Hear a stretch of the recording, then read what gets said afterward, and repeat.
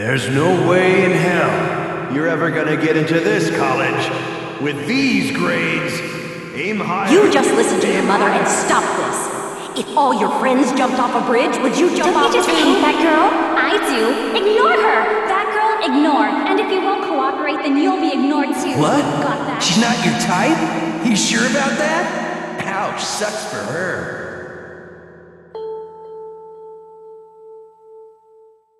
Atoli is a pacifist who is seen as naive. She is incredibly sweet-natured, hopeful, and kind to everyone she meets, including strangers.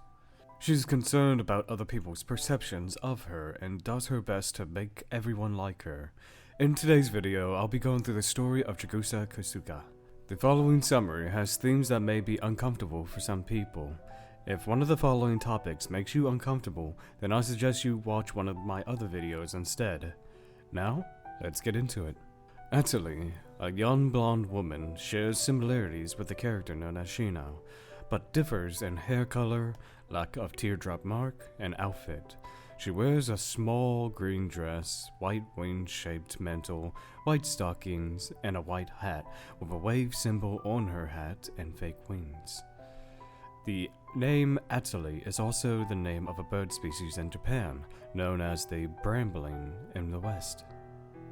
She is a pacifist and naive character. Atoli is also a sweet-natured, optimistic, and kind person who sees the world as an alternate reality.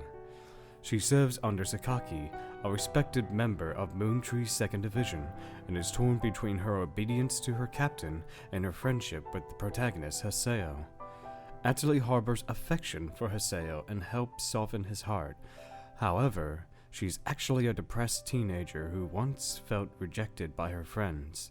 After meeting Haseo, Atoli's personality changes dramatically, from fearing to fight for her own sake and holding her own beliefs.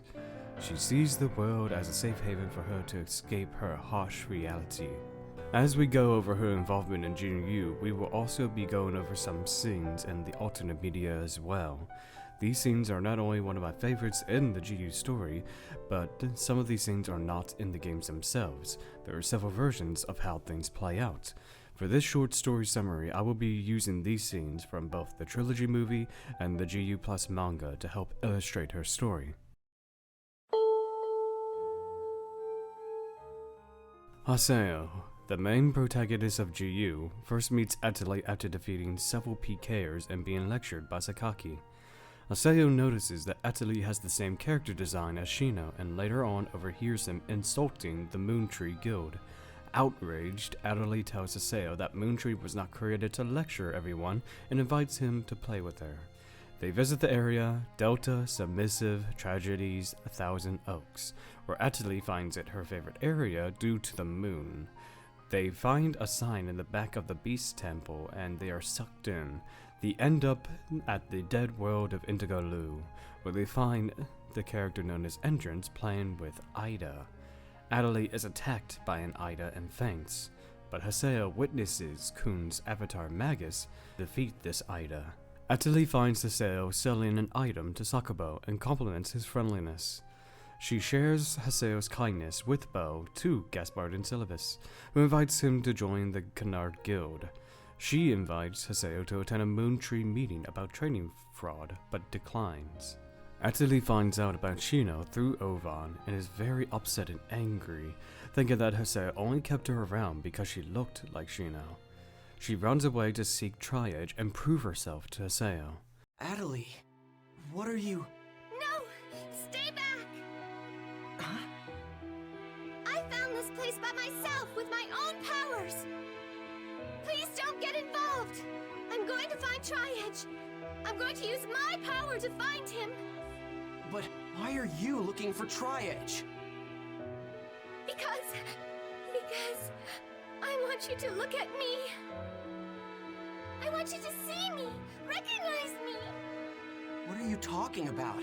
I'm looking at you right now. If you were, you never would have said what you said. What? What did I say to you? That I was too irritating. That you never want to see my face again. No. That was... Yes, it was.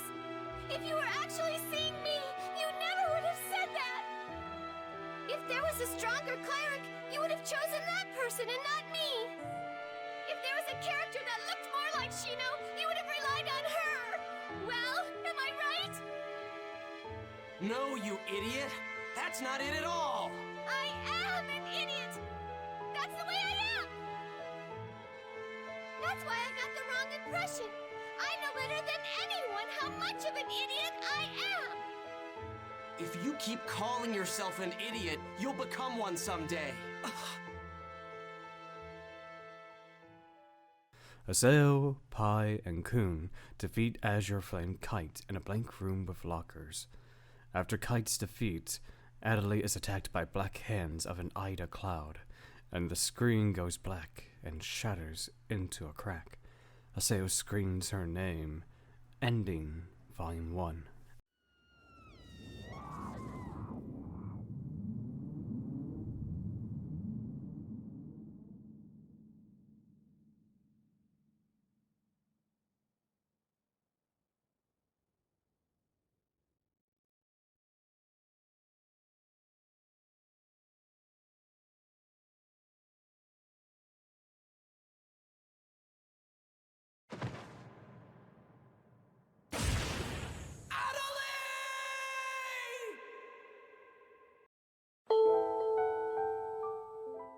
After the attack, Atoli loses consciousness and is brought back to Raven's at-home.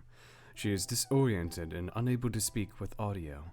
Aseo and the rest of GU attempt to restore normalcy, but Atoli's conditions worsen and her arm deteriorates due to the loss of her epitaph. Aseo searches for the Ida carrying it and draws them to the Holy Palace tournament. After the original server is restored, Atoli is unable to use her arm in the real world and is diagnosed with Doll syndrome, a condition that inflicts paralysis in her left arm. Atoli's epitaph is returned and she recovers. Later, Sakaki uses Ida to infect Atoli, causing her to manifest some of her epitaph's abilities and transform Moontree's at-home into an Ida server. The corruption of the area becomes more evident as Aseo goes inside, eventually becoming a long replica of a school hallway, filled with human shadows and echoing conversations. This is part of the story that has many different versions. I'll start by going over who Atoli is offline, and the context into her life up to this point. Then I will show what happens in the games, a scene from the manga GU+, and then show the alternate scene from Trilogy Movie. Chigusa Kusaka, aka Atoli, suffers from bullying and poor grades due to her loud and boisterous demeanor. She isolates herself and seeks help on suicide websites, eventually joining the world. Aseo finds Atoli and Sakaki in the Seven Councils meeting area. I did my best. I did the best I could. See? I went out and got a piercing. I bought my first piece of name-brand clothing. My friends said they didn't want to be seen with some uncool girl. But both my dad and mom got mad. They said that girls should be quiet and not stand out. And that they'd never allow me to wear a chintzy getup like that. I didn't have a choice. I went out wearing my usual outfit. And then, my friends. I did my best. I tried to do what everyone said. But none of it worked. I mean, it's so unfair. I've only got one of myself. And they're always trying to push me in opposite directions. But I still tried. I did my best to do what they said. Because if I didn't, they'd all leave me. They told me they didn't need someone like me. With Atoli turning into her Epitaph Innis, Aseo fights her to release her from the Ida infection, but Atoli's mental breakdown leads to a wake-up call from Aseo. She vows to make amends and take steps forward, despite her Ida's disappearance.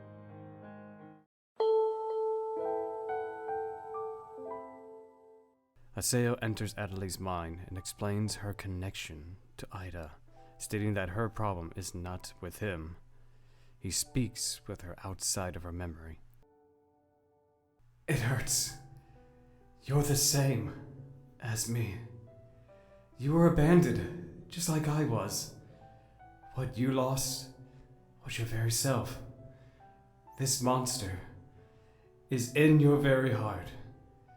It's a part of you. But you didn't choose this emptiness in your heart.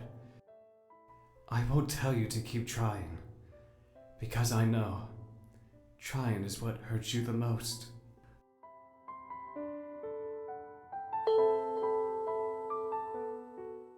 Falling into her terrible memories, Atoli finds herself stuck in a sunset classroom, surrounded by haunting whispers. Haseo enters her head, only to discover Atoli is unable to listen, yelling about how cruelly she was treated in the real world. She was soon calmed when Haseo waded through her attacks and comforted her, embracing her. At that point, the Ida was driven out of Atoli's body.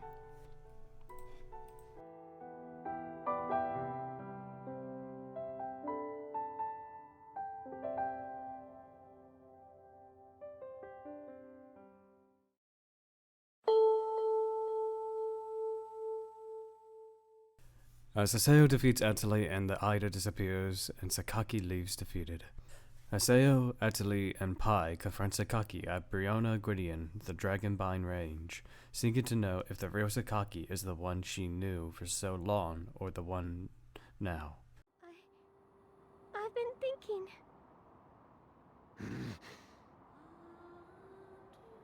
I've been thinking really hard about everything you said. But no matter how hard I think, I can't see how your current ideals could be right. I don't need a world like that. What are you saying, Atoli? I'm telling you I can grant your heart's desire! But that world is too sad. No one would be happy in a world like that. I want to be in a world where you hurt and worry and fall, and where nothing's easy.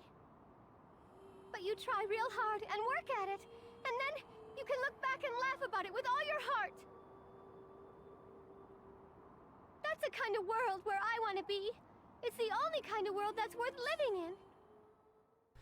Sakaki chews her out and infects himself with Ida, leading to a battle. Atoli stays in the background for most of Volume 3. She reveals she is now able to use her Epitaph at will and joins Team Haseo in Sakaki's PK tournament. After Haseo defeats Kubia, Atoli and Haseo are summoned to Delta Hidden Forbidden Holy Ground by Shino. Shino helps Haseo realize his feelings for Atoli, and she is surprised and happy to see Haseo chasing after her. Ending Volume 3. Atoli's story is one that a lot of people can relate to. There are many of us in this world that want acceptance, to have a connection with someone, and to help us be the best kind of person we can be. If there's anything to learn from this story is that even when you are in the darkest part of yourself, you will always have people who can help you through it all. There will always be someone in this world that loves you. Though the official story for Atoli is over, if you want to see what happens between her and Haseo, there's an artist on Twitter called Ellen. She makes stories about their time in both the world and offline, in a really nice, wholesome narrative. I'll leave a link to it in the description if you're interested. Go show her some support. I would also like to thank a person by the name of Arrowwing for providing the audio clips from Volume 2 that I used in this video. Thank you very much. This is where we're going to end it. If you liked this video, please subscribe, hit the like button, and tell me your thoughts on Atoli's story. All of you stay classy, stay beautiful, but most importantly, remember that you are not alone in this world.